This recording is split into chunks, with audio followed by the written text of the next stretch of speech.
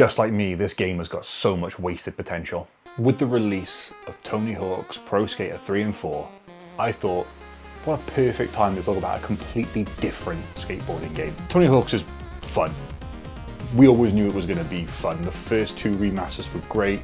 The games before that were great, mostly. But I want to talk about Session Skate Sim. It's a game that's been out for a while now. It's about 2 or so years old, but it is now available as part of the PlayStation Extra tier if you've got a PS Plus subscription, or it's still available for $34.99 on the PlayStation Store. It's available in other online stores as well. And the reason I want to talk about this game is I love and hate this game. And it is a game which has got so much potential that the developers have squandered. And it's a game which I wish was better. Firstly, for those that have never played Session Skate Sim before, it is nothing like Tony Hawk. In Tony Hawk's Pro Skater, tricks are mapped to face buttons, so left and square or right and circle will do different tricks, kickflips, grabs, things like that. Grinds are on the triangle button. It's all pretty arcadey, pretty simple. And then you move to EA's Skate games, and they have got playtests out for the new Skate game. From what I've seen, it definitely looks good. It looks fun, it looks like more Skate. Skate was always kind of like the older brother to Tony Hawk, a little bit more serious, not as arcadey. You could still have like these crazy tricks to pull off, but it was grounded in some form of reality. And then Session Skate Sim comes out, and oh boy is it different. Now, before you start thinking, oh, he didn't like it because the controls were hard. No, I've sunk over 60 hours into this. I love the controls. I love the controls. The controls are amazing in this game. As someone who grew up skateboarding, I was never very good at it, but I grew up doing it. Having each analog stick represent your feet is amazing, and it gives you so much satisfaction when you do tricks. For example, to ollie, you have to pull down on the left stick and up on the right stick in the right timing to do the trick. I ride goofy, so that's the way that the trick does for me. If you ride regular, then it's the other way around, obviously. But yeah, your left foot is the left stick, your right foot is the right stick, and you essentially do the motions that you would want to do the trick. It's great, it's so good. It's so rewarding when you get tricks off, and it is so fun. I love it, I love that side of it, because as someone who skated, I can get my head around how that works. But that's kind of where the praise has to stop for it. And that's because the game has got so much potential, but it's just not capitalized on at all. So let me break it down as to why. First off, presentation-wise. Soundtracks, I couldn't name you a single artist that was on there. A lot of it is very forgettable music. For a lot of the time I played without music on, I just played my own songs because it just had a better vibe to it. It all kind of blends into one and kind of feels like elevator music at some point. There's just nothing that stood out from the soundtrack, okay? But the soundscapes were crazy. Each city has got amazing sound effects in it. As you skate, the pop of the board, the wheels rolling on the concrete, it all sounds so good. Effects-wise, they've nailed it. Soundtrack-wise, they really missed the mark on that one. Good sound effects alone don't make those cities feel like they're bustling. The game takes place over 3 major cities. You've got New York, San Francisco, and Philadelphia. You can tell from the outset that most of the effort was put into New York because it's much bigger, has so many more spots to skate. Not all the spots as well are intertwined. You can get through a lot of them together, but sometimes some of them are locked off in their own secret little areas that you have to go to via the map. With how busy New York City is in real life, you'd think that some of that would translate over. But no, it all feels empty. It feels quite scary. And not like horror game scary, but it's literally just you. There's no other skaters skating around. There's no pedestrians in there. We'll get on to the pedestrians that are there. It's a very, very weird feeling you get when you're skating around these levels. There's not a single car on the road, nothing. It's just strange. It feels as though they wanted to put more stuff in there, but didn't. And it's the same that can be said for San Francisco and Philadelphia. Now, there are also DLC areas available as well. They did bring a free one out called The Sewers, which is quite literally the sewers. It's repurposed from Teenage Mutant Ninja Turtles, like a collaboration they did. So it's all right. It's nothing special though. But some of the joy that is found in this game is just finding spots to skate. Sometimes it can be an unassuming set of stairs with a hover ledge next to it. It can just be a rail that goes in a normal set of stairs. It can be a curve, it can be a little skate park that you find. Can be anything. It's so good that the amount of freedom you have You can set waypoint markers to go back to and just try different tricks and different lines. It's really good for it. And it doesn't really hold your hand and have like these massively obvious laid out areas for you to like go, cool, I know I should skate this because it's made for me to skate. Everything is made for you to skate. But the other issue I have with the presentation of the game is visually, it's very lacking. It does not feel like a current gen game. It feels like a previous gen game. Nothing feels like it's too detailed. But even for performance mode graphics, it doesn't look that good. Some of the texture's a little bit muddy, some of the clothing's not as good as it could be. Kind of feels like a bit of polish is missing from it. But we've covered how the game looks and how the game sounds. But how does it play?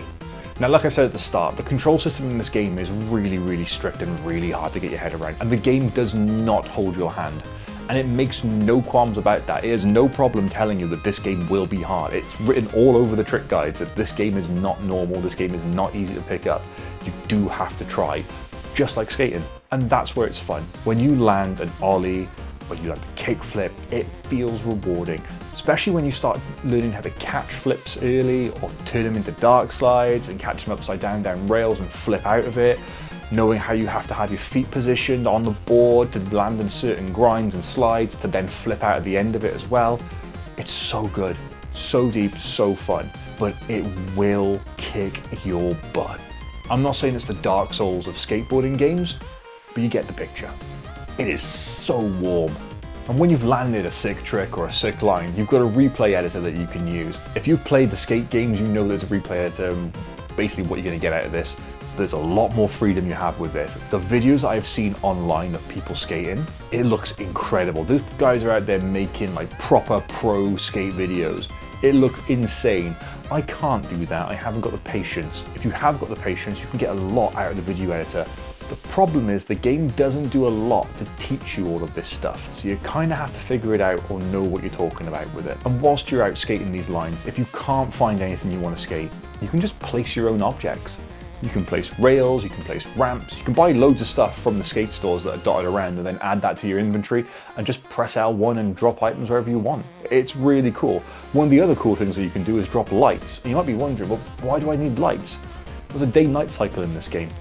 And it's really dark at night. So much so that I turned the night cycle off and just left it at 12 PM. Yeah, the night skating can look really cool. I kind of like to see where I'm going because the only light you have then is just the light of the camera that's following you unless you set up floodlights. And you might be sitting there now thinking, Dan, the only thing that you said is bad is the presentation's a little bit off. Why do you think it's got squandered potential? When you charge £35 for a game, 2 years later, there shouldn't be an experimental section of the options. There's no pun intended here, but it's always been something that grinds on me, that this game has got stuff which is not fully developed and is in the game. You can turn on lip tricks, you can turn on primo slides, you can turn on Casper slides, you can turn on pedestrians.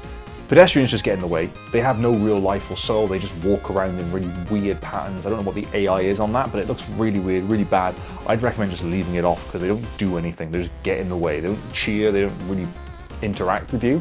It's going to jump out of the way sometimes, and sometimes they don't even move. When you turn on things like Casper slides, it doesn't look like it's been programmed properly, and the physics are well off, and everything just looks really strange with it. It's like it's not meant to be there, and it is experimental. But why have I paid full price for a game? I say full price, but you know, it's £35 still. Why have I paid for a game that has got these features in that you haven't fixed in 2 years? Primo slides, again, it all looks really weird. And the lip tricks, don't get me started on lip tricks. Like, nothing makes sense with that. It really confuses me how they're meant to work. As someone who's skated, I know how I'm meant to axle stall. I know how I'm meant to rock the fakie. It's really, really hard to do it in this game because nothing is explained with it, and even what makes sense to you doesn't make sense in this game. There's also no grab tricks in there.